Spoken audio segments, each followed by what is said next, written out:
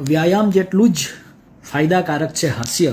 હાસ્યથી માનસિક સ્વાસ્થ્ય સારું રહે છે અને ઉંમર વધવાની સાથે મોટેથી હસવાના 3 મોટા ફાયદા દવાની જેમ કામ કરે છે. હાસ્ય સ્વાસ્થ્ય માટે 3 રીતે ફાયદાકારક છે.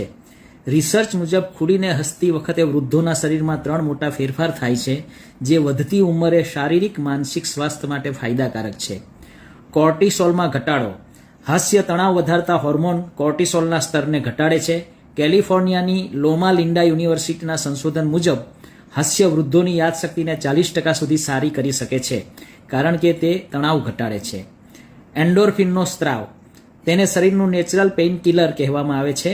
સાંધાના દુખાવા કે જૂના દર્દથી ઝઝૂમી રહેલા વૃદ્ધો માટે હાસ્ય એક પ્રાકૃતિક મલમ છે. Immunity booster. હાસ્ય શરીરમાં ટી સેલ્સ અને એન્ટીબોડીઝની સંખ્યા વધારે છે, જેનાથી કોઈપણ ચેપ સામે લડવાની ક્ષમતા વધે છે. હાર્વર્ડ રિસર્ચ કહે છે કે ઠહાકા લગાવીને 15 મિનિટ હસવું એ 1000 ડગલા ચાલવા બરાબર છે. રિસર્ચ કહે છે કે મગજ અસલી અને બનાવટી હાસ્યમાં તફાવત કરી શકતું નથી. જો તમે એકલા છો અને કોઈ વાત વગર પણ હસવાનું નાટક કરો છો, તો પણ શરીરમાં રિયલ હેપી હોર્મોન્સ રિલીઝ થાય છે. Social laughter. ગ્રુપમાં હસવું 30 ગણું વધારે પ્રભાવી હોય છે. ગાર્ડન કે કોઈ ક્લબ એવી જગ્યા પર લાફ્ટર કરીને એકલતા દૂર કરી શકાય છે. લોહીનું પરિભ્રમણ વધે છે. યુવાન દેખાવાથી કેલરી બર્ન જેવા 5 મોટા ફાયદા મળે છે.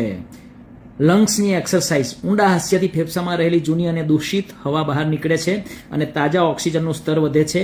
આ અસ્થમા કે શ્વાસની સમસ્યાઓવાળા વૃદ્ધો માટે ખૂબ જ ઉપયોગી છે. દિલની કસરત. કાર્ડિયોલોજિસ્ટ અનુસાર હસતી વખતે રક્તવાહિનીઓ ફેલાય છે, લોહીનું પરિભ્રમણ સારું થાય છે અને બ્લડ પ્રેશર નિયંત્રણમાં રહે છે. Calorie burn. 10-15 મિનિટ હસવાથી લગભગ 40 કેલરી બર્ન થાય છે, જે એક નાની વોક બરાબર છે. ઊંઘમાં સુધારો. સાંજે ખુલીને હસવાથી શરીર મેલાટોનિન હોર્મોનને સારા કરે છે, જેના કારણે ઊંઘ ગાઢ અને સારી આવે છે. Anti ageing. હસવાથી ચહેરાના સ્નાયુઓ સક્રિય થાય છે, જે ચહેરા પર ચમક અને સખ્તાઈ લાવે છે અને ખૂબ જ ફાયદાકારક આ હાસ્ય છે, જેને માણવા માટે પધારો વર્લ્ડ લાફ્ટર ડેના દિવસે સવારે 6 થી 9, 4 મે રવિવાર, સગુન હોલ.